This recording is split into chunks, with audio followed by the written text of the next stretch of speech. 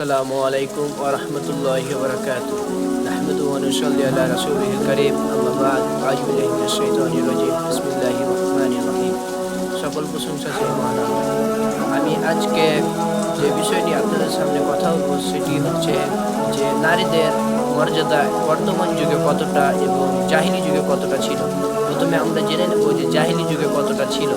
যে জাহিলি যুগে নারীদের মর্যাদা দেওয়া হয়নি এবং ইহুদি খ্রিস্টানেরা নারীদের মর্যাদা দেয়নি, বরং ইসলাম এসে নারীদের মর্যাদা দিয়েছে।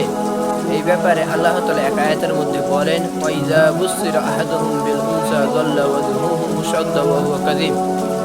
তাদেরকে যখন নারী সন্তানের অর্থাৎ কন্যা সন্তানের সুসংবাদ দেওয়া হতো তো তাদের মুখমণ্ডল হয়ে যেত কালো এবং তাদের মুখমণ্ডল এমন হয়ে আকৃতি ধারণ করত যেন তারা বিষ পান করেছে এবং তারা ভাবত যে এই কন্যা সন্তানকে আমি সমাজের মুখ থেকে কিভাবে আত্মগোপন করব, অর্থাৎ কিভাবে লুকিয়ে রাখবো। আর তারা ভাবত যে এই কন্যা সন্তানকে আমি জীবিত রাখবো, মানুষ করব না জ্যান্ত কবর দেব।